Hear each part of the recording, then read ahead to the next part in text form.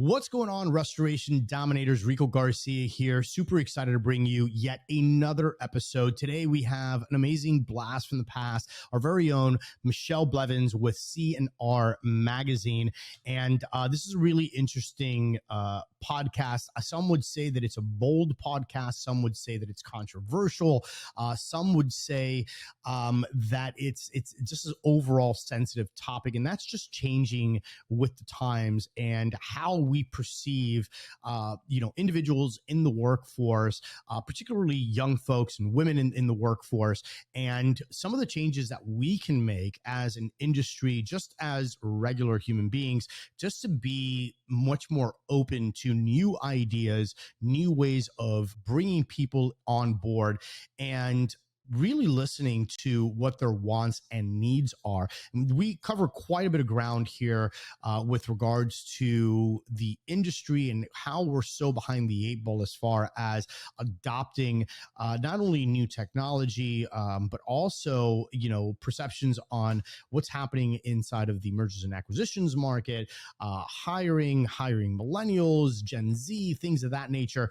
So it's really exciting to go ahead and get some insights from someone like Michelle, who has their finger on the pulse of what's going on. So this is a really exciting episode. I hope that you enjoy it. And I would love to hear your comments and your ideas. And if you've been affected by some of these scenarios that we talk about on the podcast, I definitely would love for you to comment and, shoot us a call at 678 talk to us. So that's 678, the word talk, the number 2, the word us, and leave us some commentary, and we'd love to go ahead and get your feedback on that. But again, it's a very exciting episode. I think that these are important topics to talk about, and also not be so quick to judge and not be so quick to be caught in our old ways, right? And be open to new ideas, open to new concepts, and open to how we treat others, not only in the industry, which obviously is important, but just other individuals, period, as we go through our day-to-day. So this is a really exciting topic for me. I always have a blast having Michelle on the show. But before we dive in, I want to give a big shout out to, first and foremost, our platinum sponsors, starting with Britt Alexander with our Legal Corner. If you haven't caught those episodes, make sure that you do tune in each and every single month, where our very own lawyer Britt joins us and talks about all things legal, all things litigation, how to protect ourselves as restoration pros. Lawyer Britt is an amazing attorney with an amazing practice that's definitely helping a lot of restoration contractors and homeowners alike get what they deserve. Also want to give a big shout out to our additional platinum sponsor, Carlos Machine, the claims machine with policyholder advocates. Each and every single month, once again, tune in to the public adjusting corner, where we talk all things public adjusting. We talk about policy. We talk about new things that are happening in the horizon when it comes down to policy, how that affects us inside of the restoration arena, as well as some really cool case studies as to how public adjusters and restorers and roofers can work together for the greater good to, really make sure that customers and homeowners and property owners are well taken care of, and the benefits of working with a public adjuster and what that means to the bottom line. So big shout out to our platinum sponsors. Also want to give a big shout out to C&R Magazine, which, by the way, if you are not subscribed yet, not only is this a really cool episode for you to listen to, but make sure that you head on over to cnrmagazine.com. If you look on the upper right-hand corner, there's going to be a big red button that says subscribe. Smash that, put in your info, and boom, you'll be subscribed, and you'll have your finger on the pulse of what's happening in the industry with some amazing articles and tons of great information that I'm sure you will enjoy. So without further ado, let's jump right into the episode. Here we go with Michelle Blevins. Let's go.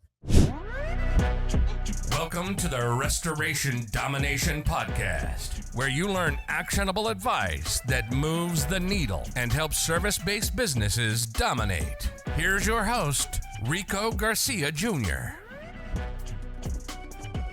What is up, Restoration Dominators? Today we have a blast from the past. Episode 16, our very own Michelle Blevin, original sponsor of the Restoration Domination show. Thank you for that. We appreciate your love and your support. And a lot has changed. And for the newcomers to Restoration Domination that may not be familiar with the Michelle Blevins name, household name at this point, I would say. And, our very own editor-in-chief of CNR magazine, Michelle, welcome to the show. Fill in some of the gaps. Let people know real quick who you are in case they don't know the name, which shame on them if they don't. Rico, thank you for having me, and congrats to you on how much you have grown in the last year. It's been fun to see all your podcasts and guests, and oh my gosh, your fancy platform and all the things. It's just awesome. I watch you and Shelly from afar, not afar, close actually, and like your production value and everything. I'm always in awe, and I think you know that. I think they tell you that every time I see you. So anyway, thank you for having me. And I am the owner publisher of CNR Magazine, which I bought from the Restoration Industry Association in July of 2021. Before that, I spent about 6 years as the editor-in-chief of R&R Magazine, so also in the industry. I did not have any restoration experience prior to that. I just found my way here, and now I'm stuck and could never imagine leaving. Right? I mean, the industry just kind of pulls you in. It's like, that's it. Like once you're in, you're in. So last time we had you on the show, which by the way, all you dominators out there, if you didn't catch the original, I'm going to leave a link in the video description as well as in the show notes. Make sure that you check out the original. Episode number 16, show title was The Industry in Print with Michelle Blevins. And it was an amazing episode. That was tons of fun. But talk to us about like some of the changes, like, I think when we first had you on, like it wasn't that far after, you had originally acquired like CNR and you were just kind of building it again. And I feel like you've come like so far. Talk to us about that journey and like, where were you then and where's the magazine now?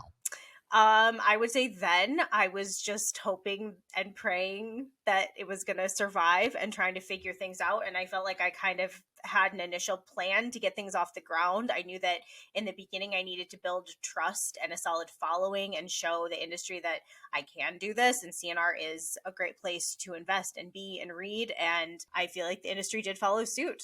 I am very thankful. I'm thankful for everybody who's advertised and contributed and been on my podcast and everything. I mean, I feel like it's been almost an industry-wide pursuit toward this because I certainly haven't done it by myself. I couldn't do it without people sharing CNR content and inviting me different places and getting to be involved in events and on podcasts and stuff like that. It's really through other people that CNR has grown as much as it has. And so I'm thankful. So I'm a full year into it now. I have my first full-time employee coming on in the next few weeks here. I have several part-timers. I didn't expect that to happen. I honestly thought that I would be doing this kind of solo for however long that may be. And it's grown way faster than I imagined. And it's been a lot of fun. And subscriber base like that. Last time we spoke, I was like, what? You're like, it's been like exponential growth, has it not? It has. Did I tell you numbers the last time? I wish I would have gone back now. I'm curious if I told you numbers. I don't think on the podcast, you mean? Like live? Yeah. I don't think we mentioned it at that point. Yeah, no, we didn't have it live. Yeah. When I bought CNR, my list was right around 2,000 restorers. As of today, I am at 11,700. And mind you, like these numbers are like growing because last time that you and I met face to face, I think you gave me it was in the 10,000 range. It wasn't like even high 10, so these are like numbers that are growing like every single day, which just goes to show like how big our industry really is and the kind of reach that CNR magazine has. And by the way, this is not just because CNR is a sponsor of the show. This is not a sponsored podcast, so it's not a sales pitch, but I will take the opportunity to say that if you have a product or service that benefits the industry and you're finding some limitations on reach, I mean, honestly, Michelle Blevins got like one of the best lists. So I don't know, like holla at your girl. You know what I mean? Like, so I've tried to keep my list clean. So the last time we spoke, it had to have been around 6,000 or 7,000, I would think, but I'm not entirely sure. So I don't know, but regardless, it's grown a lot. And yes, I am diligent in keeping my list clean. So if I have bounces or whatever, I toss people after a while. I would rather give you a clean number that's smaller than a larger number that's crap. And you don't abuse the list, which is key, right? Which is, like we've had this conversation about some of the other industry outlets, let's call them. And how they basically just take their list and they just just sell it 7 ways from Sunday, and like how you actually treat you care about your readers, you care about the list and the quality of information that's going out. Just like for me, like every time I start a podcast, I'm like, let's try to find something actionable that my listeners can go ahead and take away today, because I value each and every single one of their time. I know that if they're spending that time with us, it's an investment that they're making for themselves, for their business. So it's not something that I take lightly. And you treat your list and your subscribers that exact same way, and you're constantly getting amazing contributors. Which, by the way, I've never gotten a contribution invite, but that's okay. Great. You like that, right? How I just like drop that in there, right? Yeah, right. Pretty and now good. It's public, and so 100% public. But you take the time to vet the people to really give like the best possible information out there, and that's really what the industry is all about. So I'm just really excited to see all of your growth, and I'm excited to see what happens like over the course of the next 12 months. And I guess kind of talking about the next 12 months, the subject of today, if there is a subject of today, because anybody who listens to my show knows that we bounce around, like a ping pong ball. But as a general rule, we think that we came up with this really cool concept and something that's really important in the industry, and that's kind of like changing with the times, right? Talk to us about that, because you've got your finger on the pulse of what's happening in the industry. You speak to a lot of individuals. You've got a lot of access to information and data. And I think that you could potentially forecast really well what's happened in the industry, and then take that historical data and even at a glance say, ooh, these are the changes that are happening. What's going to be happening down the horizon? What are some of your thoughts on what's happening in the industry today that you think more business owners need to be focused on? Gosh. Okay. So, one is technology. Our industry is typically slow to adopt technology, but I think we are coming a long way. I think that there are some innovations in the industry that are helping us make strides forward. And I think as society adopts more technology and it becomes more day-to-day and we're used to interacting with it, that'll be huge. I remember when I first came into the industry around 2015, one of the biggest topics that I was getting articles on was how to like train your team if you're going through a software change. And that's not really a topic that you hear about anymore. I mean, at that point, I think we've kind of got that figured out. And the software companies have also figured out how to be more user-friendly and less cumbersome when you're adopting them and bringing them into your company. And I think just like younger generations, the more younger generations come in, the easier it is to adopt the technology. And I think some companies are also integrating and working together well, have more open APIs and things like that, which is making it easier to streamline all of your processes into one, right? Instead of I have 10 different programs and they don't talk to each other, and that's a nightmare. So I think that our industry is coming a long way. At the Collective by Core show last week, there was an InsurTech panel, and I thought that was an interesting conversation. One of the big topics right now and one of the big things on restorers' minds is data and where their data is going, especially as companies like NextGear are getting bought by CoreLogic, and then there's Xactware going into Verisk and things like that, and contractors worrying, oh my gosh, these are big platforms that I use every day. How much of my data is going into these platforms and then being shared with carriers or whatever? So that continually is addressed by people like Garrett Gray from NextGear and CoreLogic now. And like Mike Fulton, I've done some podcasts with him kind of trying to, I feel like they continue to say there are things we cannot share. You don't need to worry about this data being shared, like the kind of data you're worried about, like your profit margins and things like that. Like, we can't legally share that data. You don't have to worry about that. But I feel like there's this level of distrust in the industry right now between these entities, right? The restorers and then these bigger entities and the carriers.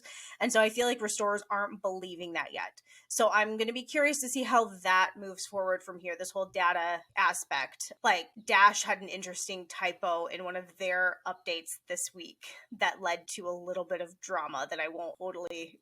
Oh boy. So she puts the teaser out there, but then she doesn't want to dive into it. Well, it's a good example of like when that happened, it was a good example of me hearing from restorers on the restorer side, like, did you see this? Like, it was a typo, but there was belief that it could have been true, and it was not. Right. And so Dash had to come back and fix it. But the fact that restorers even believed that that could be true and the data along with that typo could be a thing, that shows the level of distrust there and how concerned restorers are with where their data is going and who's getting it. What do you think data companies can be doing, or these larger entities could do, in order to instill a certain degree of confidence within the restoration community?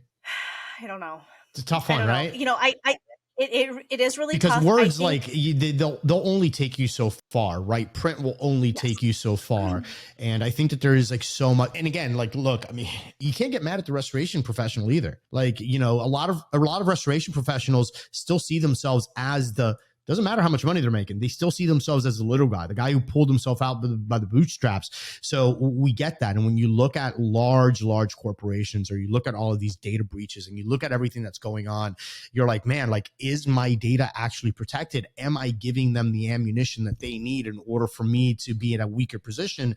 So we get it. They're legitimate concerns, right? But like, what could these companies do, or how could the restorer change their perspective to, you know, give a little bit more trust and understand that it's not necessarily an us versus them type of deal? I think for one, it's going to take time. You know, their skepticism got built over time through things like Xactimate maybe not having the kind of pricing updates that restorers feel like need to happen. And, you know, Verisk or Xactware saying for years, well, we get feedback, we're updating pricing, stuff like that. But there's a lot of data that shows that that wasn't really happening. So I think that a lot of that mistrust got built over time. And I do think Verisk has come a long way. Like Mike Fulton is more vocal now and has been on several stages, as has Garrett as the president of Protect for CoreLogic. I think that they are really trying to bring that trust back and show actionably through data, through like concrete evidence that they are moving forward and doing what restorers need, and they're not against the restorer. They're not fully going just for the carrier here. There was a point that I was going to make with this with Mike Fulton. So, you know, like Verisk has come up with several pricing updates just in the last few months regarding like gas prices, inflation, things like that. And they now have established it might be like a pricing committee. I can't remember what they call it, but Verisk or Xactware started something that's literally a board of restorers that are helping with Xactimate pricing and helping keep that in check and working with the company to make sure things are kept up to where they need to be. Right. And so I think that was a huge step to have restorers involved at that level. That's going to bring trust back. And, you know, that's people like Ben Justison and those level of people that really understand the software, understand pricing and the struggles in the industry, and are going to be there to be an advocate for the restorer. There are other companies doing that as well, that are trying to make sure that they're representative of the contractor and the carrier, and then whoever's whatever in the middle. This is more of like, I guess, a personal thing, but I think people also need to remember the roots of some of these people. Like Garrett is rooted in the restoration industry. You know, he created Dash and built that from nothing not that long ago. And he really does care about the restoration industry and always has, and is friends with many restoration owners. He's been very good to a lot of them. He's been good to me, and he's not going to purpose. There has to be some level of trust that like the world isn't as bad as you think it is. Right. People are not as bad as you think they are. They're not out to get you. I think that that's the core purpose. Like this isn't so black and white. It's a, no pun intended, gray area. And so I think it's going to take time. I think bringing contractors in like Verisk has done is really smart. And I think the restorers just need to educate themselves and listen to what these people are saying, and then look at what the kind of data you're seeing in the marketplace and see if you think that that reflects it. Yeah. And you talked about turning the tables. Sorry, real quick. You talked about turning the tables. That's something that they've been trying to say, like, think about the data we can provide you now. Like, how many losses are in your area? What's the average, whatever. I mean, looking at storm trends, those kind of things. There is trending data that the industry will now have that could be helpful. Right. Well, the other side of that is a lot of business owners could, frankly, here we go, Rico, about to ruffle some feathers. You could stop the bitching and moaning and actually get involved too, because there's a lot of that. There's a lot of like bickering and this and that. that. It's like, oh my God, like, but then you don't take the time to read releases. You don't spend the time to go to the conferences. You don't get the time to shake hands and be like, and ask questions and be like, I'm concerned about this. What do you say about that? Right. And then basically what you're getting is you're getting a lot of, and I mean this in the most pleasant way possible. You get lower level people that are all having these low level conversations, and you're just stuck in the filth. And no, it's like a bucket of crabs. Like no one's like reaching a little bit higher and saying, hey, look, let's actually get the right information. And, the fact that some of these companies are being more inclusive with the restoration contract and saying, hey, look, like now you have a voice on this platform, if you will. Your data points are important, because you have the finger on the pulse of what's going on in your backyard. We don't have that connection. You become that connection. All of a sudden now it becomes a much more symbiotic relationship as opposed to us versus them. I don't trust you. Another little side note on that, it just really also reflects the mindset. A lot of people talk about the economy. A lot of people talk about like who's in office, and they get into all of these external events that they feel are going to affect their business. But at the end of the day, as an entrepreneur, as a business owner, you got to roll with the punches as they come, right? And you gotta, you gotta prepare yourself for, what you're doing really well and what your next moves are going to be. And if something comes out of the woodworks, it's like, hey, okay, cool. You roll with it, you learn from it, and then you just keep on moving forward. But living and running your business in a way that you think that everybody's out to get you, or that there's this like massive conspiracy. And again, I'm not saying that there's not, but living that way is just very, very sad, right? I agree.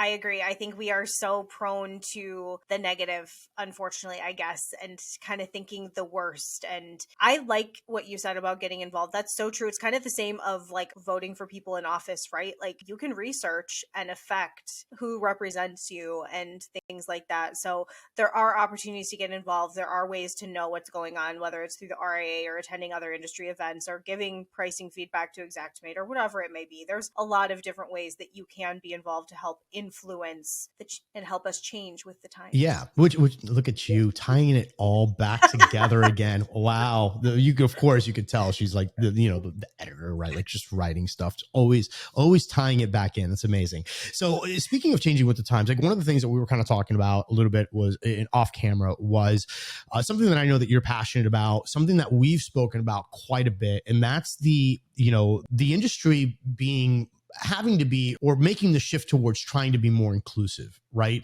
And particularly when it comes down to, one segment of the market, which gets a lot of heat. They get a lot of heat, and that's the millennials, right? Like everybody likes to talk junk about the millennials and be like, oh my God, they're so lazy. They're so this, they're so that.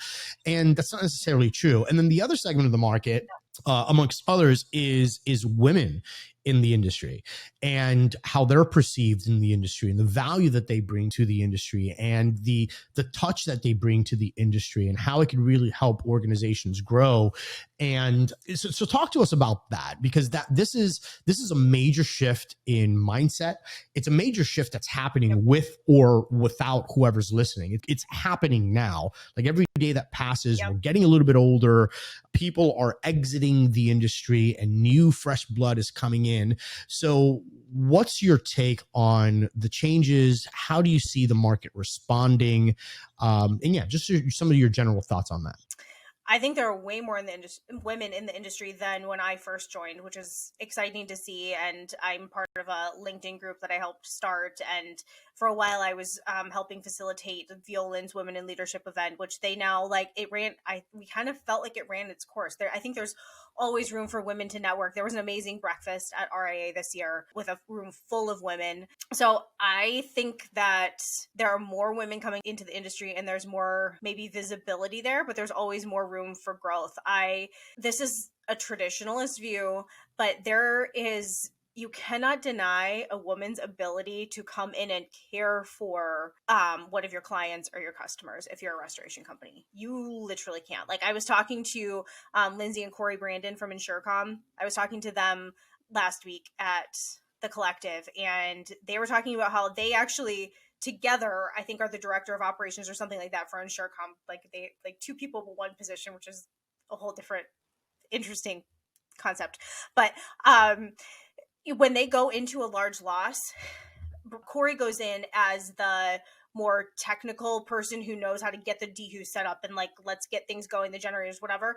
And Lindsay comes in with, when was the last time you ate? When was the last time you slept? What can I do for you? I'm going to leave, take 5 minutes, go get you something out of the cooler in the truck. Let's get you fed. And then we're going to figure this out. That's brilliant. 100%. Because she also totally knows how to deal with the loss. Like, she also can pick up the phone when somebody on her team calls and is like, hey, how many desiccants do I need for that? Like, she knows the answers to that as well. She knows the technical side, but you cannot deny a woman's ability to meet somebody in a moment like that and address their needs in a different way. So I think that in our society today, we don't like to necessarily identify what makes the genders different, I guess, but that is true. And women have an amazing ability to serve customers. And there are some amazing women project managers out there, and lots of stories too of how women project managers, like, they'll be standing off to the side. Well, there's a man on the job site who might be a technician, or she's like owner of the company or the project manager for the job or whatever. And the customer is talking to the man, not talking to the woman. That happens all the time. All the time. I find myself in real life almost prefacing who I am or what I do. Like, if I have a contractor come to my house or whatever, not that I am a contractor, but I know at least some, and because I don't want to be taken advantage of. It's the same with taking my car to the mechanic.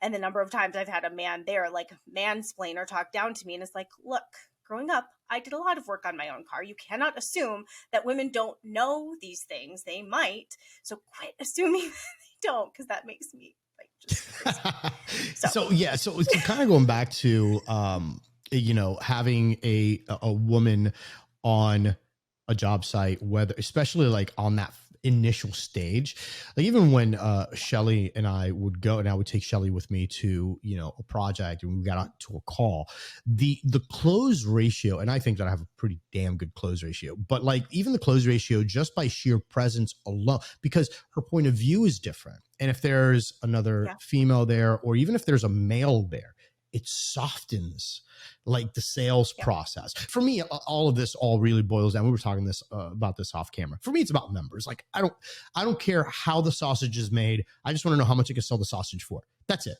Like, what my profit margin is on the sausage, right?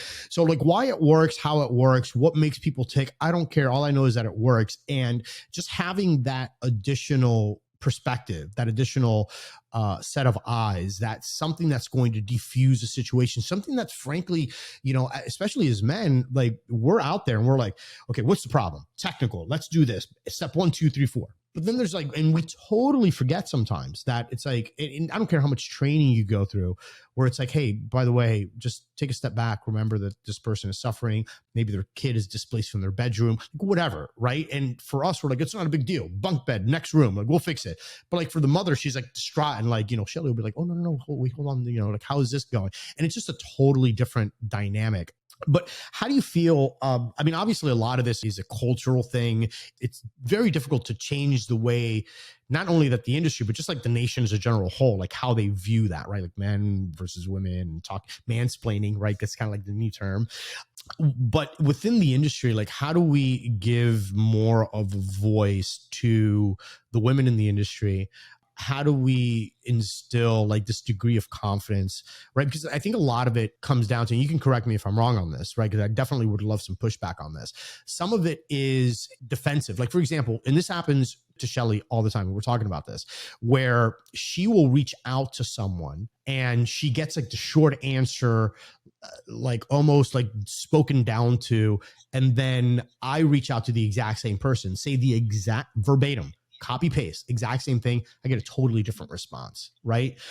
Mm-hmm. So, but at the same time, like, that jades people after a while. So it could be very easy for, Shelly or anybody else, right, in that role to be like, oh my God, I don't even want to have this discussion because you're immediately going to start, like mansplaining to me. So like, is there a good way to retrain not only the women in the industry to look past that and to not be jaded by it, and then in reverse for the men in the industry, like what their responses should be? Like, that's a heavy and loaded question, right? But like, what would be your thoughts on that? You're brave to say so, to say like, how can we make women less sensitive. That was one of the topics that we talked about on the panel.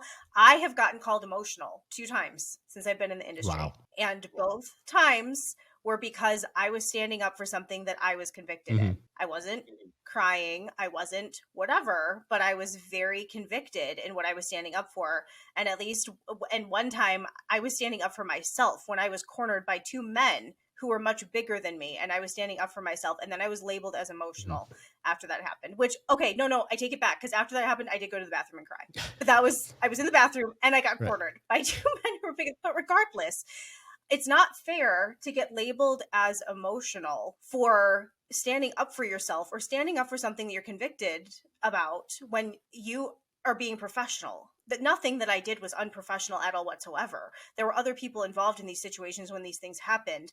But because I'm a woman, my passion can get labeled as emotional. That's not fair.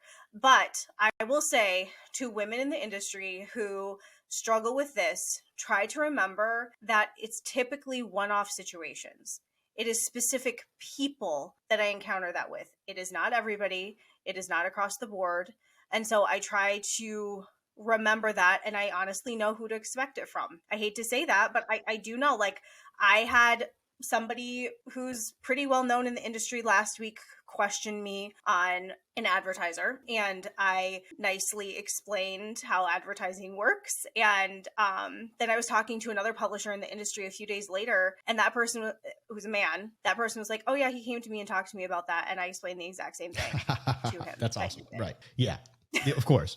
Listen, like, why didn't you believe me? Why was my explanation not good enough? Is it because I'm young? Is it because I'm female? You went to... Yeah, it's just one of those things. You know, when do we stop believing? It was the same thing with buying CNR. I hit some pushback, and my initial launch of it didn't go the way that I had planned at all. And it was because in the 11th hour, some of my judgment and knowledge related to all of this, after my months of planning and working with lawyers and stuff like that, was questioned. And as I tried to stand up for myself and insist that it go the way that I had been planning all along, because I had done my research and knew what I was doing and knew all the legal stuff that was involved, I again was labeled emotional, and eventually just had to be like, well, in the long run, I know this isn't going to matter, so I let the other person win. Right. Because sometimes you just have to look at the long term, and it's like...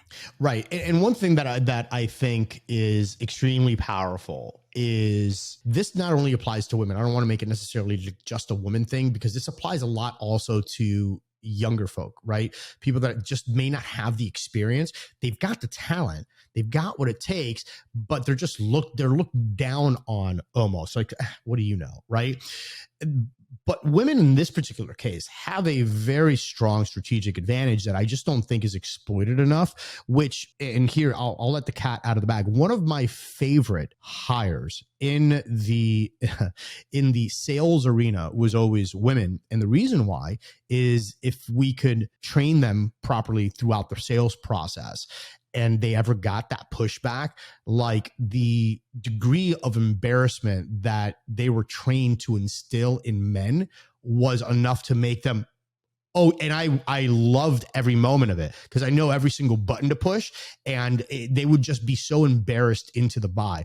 So here's something that guys are going to be like, this would never work on me. Yeah, buddy. I promise you, if you would have gotten one of my girls on the phone with you, you would have been crying.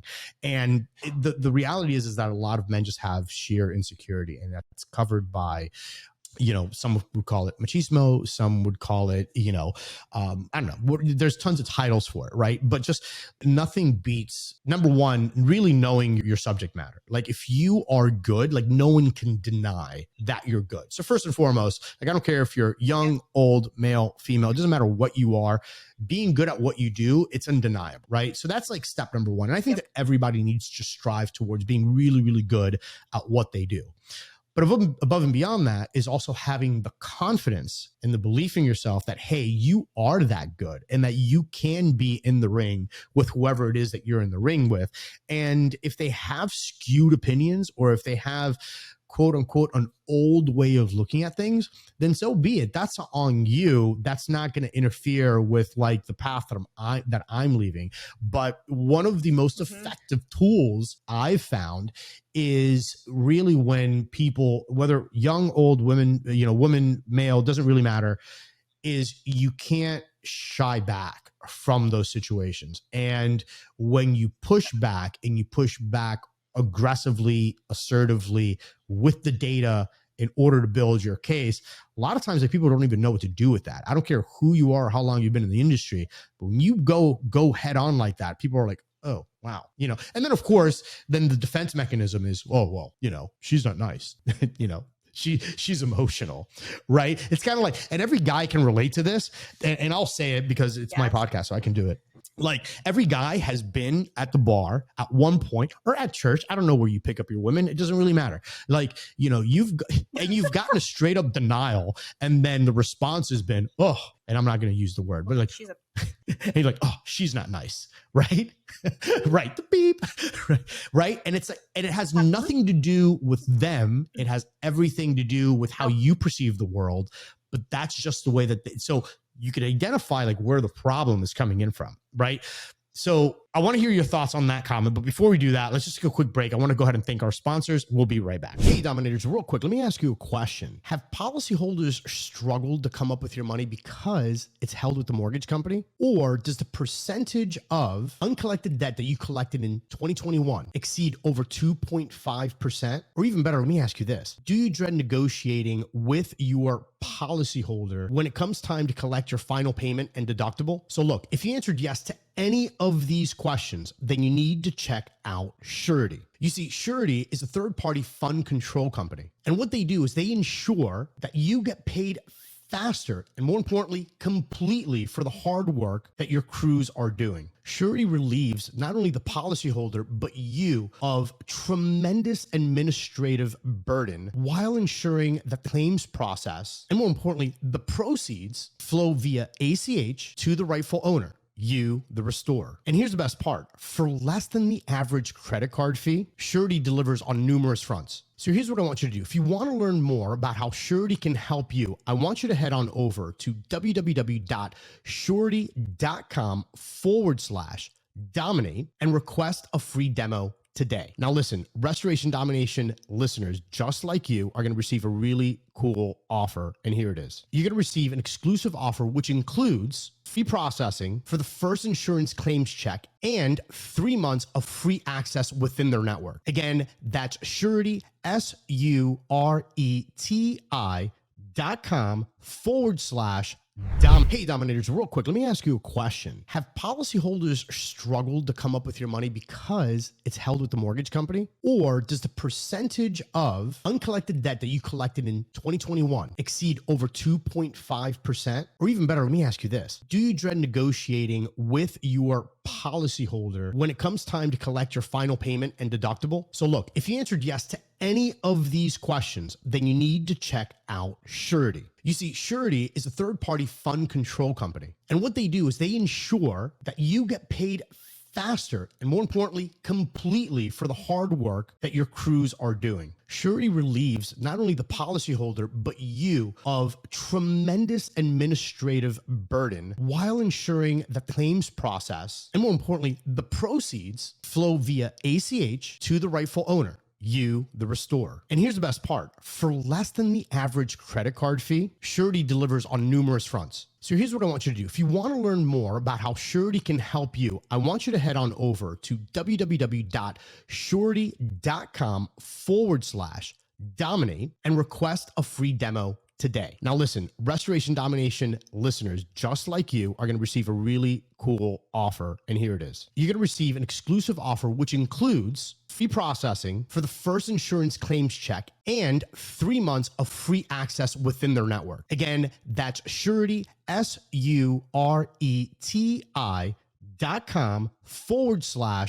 Dominating. Photo documentation is possibly one of the most important aspects of what it is that we do in the restoration business. Not only so that the client knows exactly what's going on, but also so that you can prove your work to insurance companies. One of the best ways that I found to go ahead and document our projects is by using Company Cam. Company Cam is an amazing app. It has so many features, everything from time-stamped and GPS located photos, individual project files, unlimited photo storage, in-app communication with your crew, a live stream of all of your projects as the photos are coming in, as if it was an Instagram feed. So from a managerial standpoint, Company Cam can help you there as well. But more importantly, it gives you the ability to protect your organization while documenting and keeping everything nice and neat. So we've got a really special offer for you. If you go to companycam.com/dominate, not only will you get your 14-day free trial, but you're also going to get the first 2 months 50% off. So again, head on over to companycam.com/dominate, get the app, and I'm sure you're going to love it. All right. So we're back. And obviously these are sensitive topics, right? We're like, oh man. I really want to know how the women who worked for you liked being referred to as my girls. We're fine. Because I would always say like my guys, it was my guys, my girls. Like it's always like, yeah, I don't know, but it was different times too. Like maybe, I don't know. I mean, I know. We don't have to totally go into the weeds. I'm just like, oh, that would. Oh yeah, really? And I would consider myself a non-sensitive person. Like I don't care about what, I don't care. But I have had I'm like, oh. That's so funny. But you said it like my girls. I'm like, a group of professional women were okay with you calling them my girls? They were all young. Like young. So yeah. I mean, I don't know. And then again, it's just also, again, most people when when you meet somebody and you talk about something and it's like, okay, you just had like one interaction. So you're like, you don't really know how to take it, but then you actually like meet the person and you have like daily interactions. Like you kind of get like where they're coming from. And then the words mean less, more so than what the intent is behind it. So that's where it is. Like people like to take things out of context and it's so easy, right? Cause you're like, my girls, it's like, oh, that's kind of like, I don't know. And that's cool. But like, it's all in how you say it, I think, more so than what you say. But yeah, I never had an issue with any of that because it was all like, it was our team, it was our thing. And that's just, I've never had any, and maybe they thought about it. I don't know. But to me, it didn't even register on my radar screen because it didn't come from like, like a negative place. So it's like, but. And that's an important point. You need to take things into context. It's the same thing with like regional isms. Like you can expect to, when you go into the South, for a man to maybe call you honey, dear, right? Yeah, whatever, sweetie, whatever that may be. Fine. Like we don't need to live a life where we're taking offense to like, that's sweet, it's endearing, it's whatever. I do find on the B word that I find what's the B word? I'm sorry. A pretty passionate person. What are we talking about? I just wanted to hear you. I just wanted to before the break. Bitch. I'll say it. It's fine. Twice. I also said it on the stage. Oh, nice. So it's fine. I have kind of a potty mouth. My children know this. It's not great. But anyway. I always feel like I get so much out of you. I'm constantly like tearing back layers of the real Michelle Blevins. At one point, there's going to be an episode called The Real Michelle Blevins. It's going to be great. I'm a pretty open book. It's amazing. I am. What I was going to say is I find myself being careful about, which a lot of it has to do with my job and my position and having the magazine, and I need to be neutral and whatever. But I think when you're a strong woman, you do have to be careful about how you carry yourself, because I don't care if people like me, but I don't want people to think I'm mean or a bitch. That's a big difference. You don't have to like me, but I don't want the way that I present myself or my personal brand as a strong woman in leadership to look like I am. Right. So that's kind of an interesting balancing act when you are a stronger woman, of figuring out how to carry yourself and stand up for yourself and be strong without being portrayed as. Yeah, no, that is a delicate balance, right? And I think that everybody can relate to that. I think, it's like, okay, how do you use the natural traits that you have and and still be nice and be sweet and be endearing and be like all of these like, traditional. And again, it's like today's day and age, you can't even like really talk about that, because then there's like an opposite side where like, well, wait, hold on, that's not how then that's cool. Then we're not talking about you in particular. We're talking about generalities here, right?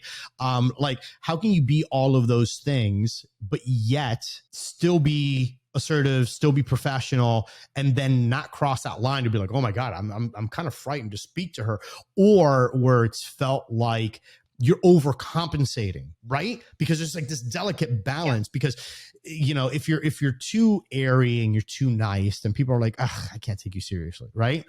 But then if you're like over the top and you can't crack a smile and everything is like, robotic, like, man, is this person even real? So like as a woman, like you're like the person to ask for this. It's like, where is that? Is there a balance? Like, where do you turn it on? Where do you turn it off? Is there like a magic formula that, some women can potentially follow in the industry? No, I think I would say be you and be as authentic as you can be. And if people don't like you, that's fine.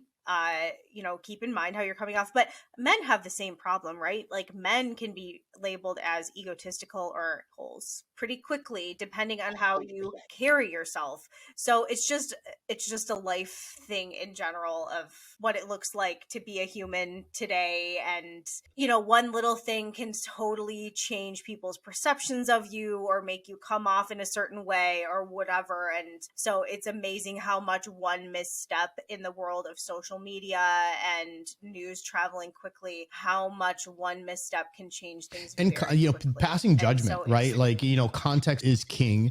Most people like to take like one little thing, and it's like all of a sudden they blow it out of proportion. It's like, it doesn't necessarily need to be that. And also it's just, understand that the world doesn't revolve around any one person. So like, if you want to be everything to everyone, like, you're not going to be anything to anyone, right? So being okay with who you are and just finding your own tribe and just connecting with those people, like, just be cool. Like, just be you, do what you do.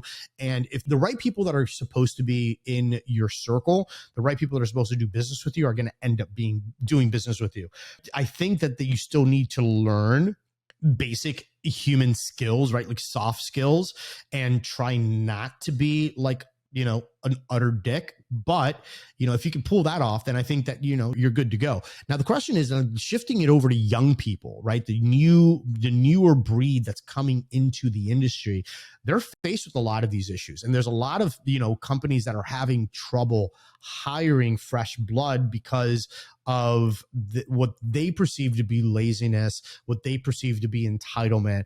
And I feel like they just can't quite connect. Like, they don't understand, maybe it's either kids or their grandkids, and they, again, they have this preconceived idea. What are the struggles that you see are happening within the industry when it comes down to young people in general? I would say a lot of it is a matter of keeping in mind that I find a lot of people in today's society have a hard time turning the lens and looking at things from a different perspective. It's like they see things from their perspective and they don't turn it and see it. Like, the perspective of millennials, right, is that they're lazy and they job hop a lot and they don't want the traditional workplace, all of that. But what if you flip the camera around and think about, oh my gosh, they actually work really hard and they're not married to the 9 to 5. They will work for you outside of those hours often, because this is a technology-based world now. To them, it's nothing to have their phone with them with their email and respond to an email after hours. Like, they often don't care. They're totally willing to do that. And they're also looking for growth. Like, gone are the days of people going into a company and just staying there with no growth. They're looking for growth opportunities. And I think one of the problems, which I understand, in our industry, is a lot of companies, do interview people and like talk about growth potential, but it's so hard to hire right now that then that never happens. So this promise is made upon hiring, but then it's like, yeah, I'd love to move you up. You're a phenomenal lead tech, but I can't move you to project manager until I replace you as a technician, right? And then it never happens. And so then eventually that person gets tired of waiting and leaves. So I think you also need to listen. The younger generations have a lot to bring, a lot of knowledge, a lot of insight, a lot of maybe innovative ways to serve customers or reach customers or market or whatever that may be. You don't have to adopt everything they say, but they do want to be heard. So if you're expecting them to come to work and just head down, do it, it's not going to work out. For the most part, that's not what they want. There are going to be some that are like that, but for the most part, they do want to be heard and they want to feel valued. I think that's the number one thing, right? They want to feel valued and know that you appreciate them. It's not that you have to give them a raise all the time or give them gifts all the time or whatever, but just like being personable. I think, it wasn't that long ago that ever even talking to the boss of a company was rare, right? Like upper leadership just like didn't talk to other people, but you have to be personable and relate to your team and know your team and know them maybe on a personal level to relate. There was something else I was going to say on the millennial front, but since that's gone, then I do want to bring something up, and I want to get your like honest, like, hard opinion on this. So there were some studies done, and I don't know, maybe it's just the way that my brain ticks, but I like to address real issues because I think that people sugarcoat stuff way too much. There's so much talk about, pay is like 5th or 15th on the list. I call bullshit. And here's why. 100%. Like pay is like 1, 2, or 3 on the list, right? Company culture. Now, mind you, these are significant studies that have happened in our industry recently, and it was like down on the list. It was not 1, 2, or 3. Okay. So, but yet when I bring it up or anybody else brings it up, it's like, oh, no, actually our data shows, and I'm not knocking anybody, by the way. I'm just saying that this is funny to me. Our data shows that that's not really important. So now you got business owners that are looking at this data potentially, right? And saying, oh, well, then we just need a better company culture. Well, has anybody stopped to think about that even though these, surveys were done anonymously, that employee or that project manager or that lead tech or whoever it was that was taking this survey still in the back of their minds, like, oof, you know what would the better version of me answer? Because that's just human psychology. Like how many of us have done a test? Yeah. I care about a great work environment. Like, yeah, if all things were created equal and look, everybody's got rent to pay or a mortgage to pay or daycare or a car payment, or they want to take a vacation that they maybe can't take.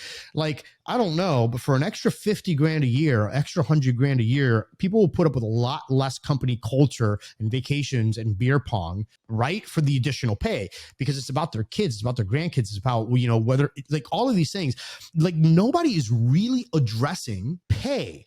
You're competing against a digital era where you can, by doing digital arbitrage alone, you can bank 150 grand a year like this with like a zero skill set.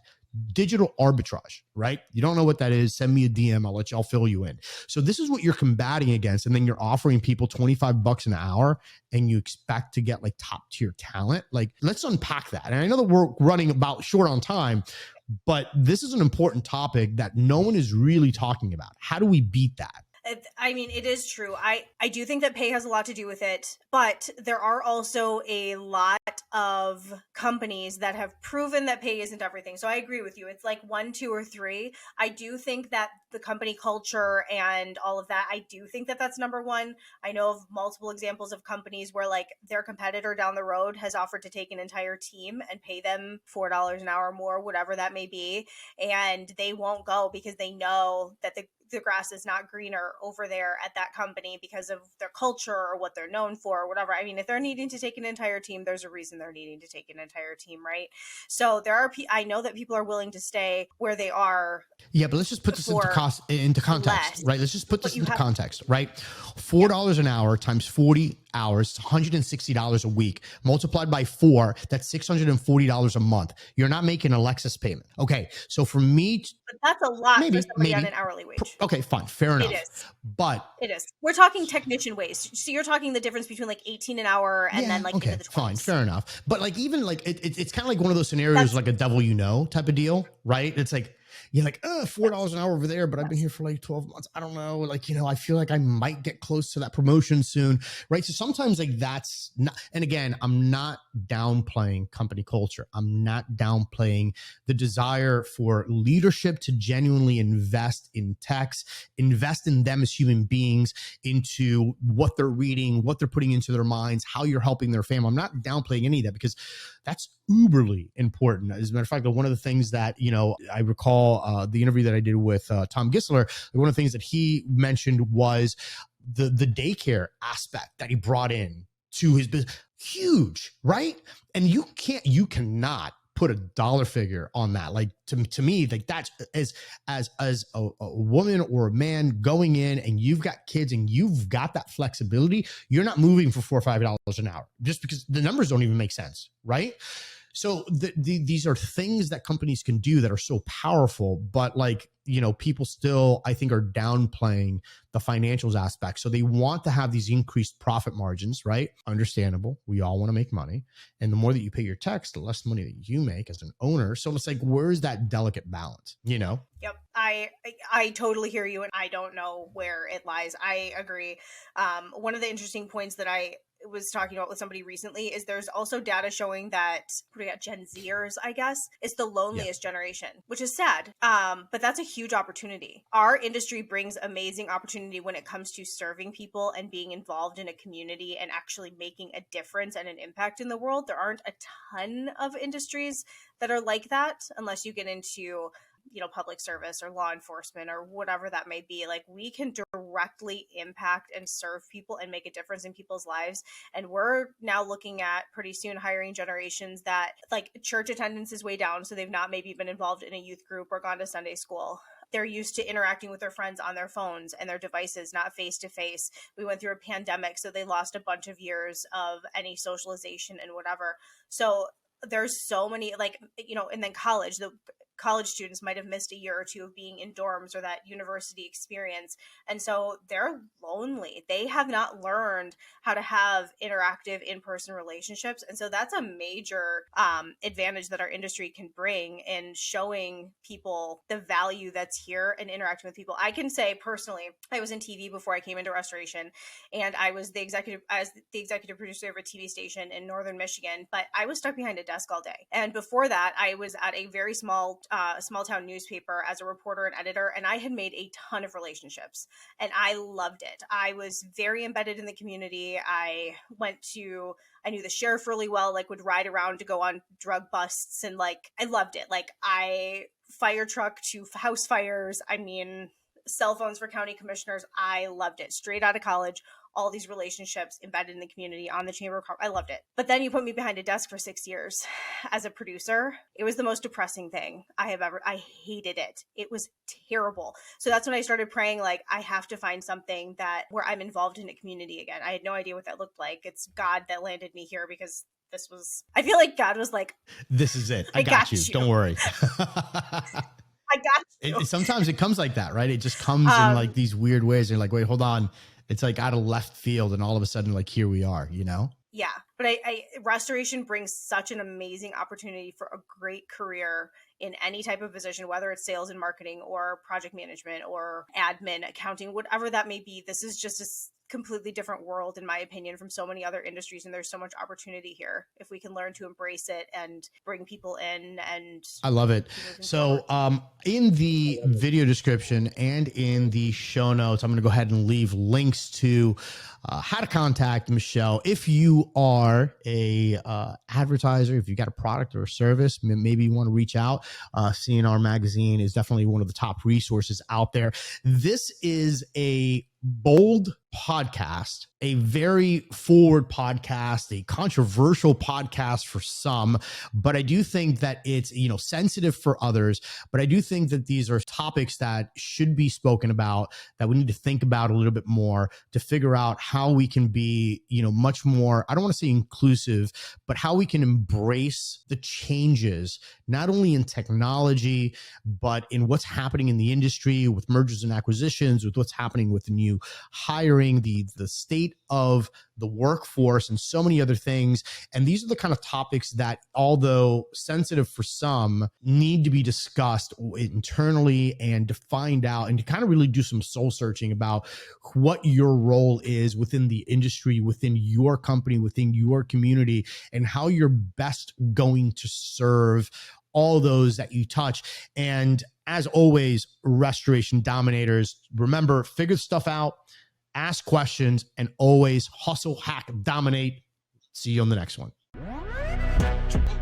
You've been listening to Restoration Domination, your #1 resource for tips, tricks, and hacks to help your business grow. Subscribe to our channel and follow us for more Restoration Domination. And follow our host at Rico Garcia Jr. on Facebook, Instagram, TikTok, and LinkedIn. Till next time, this is Restoration Domination. Hustle, hack, dominate.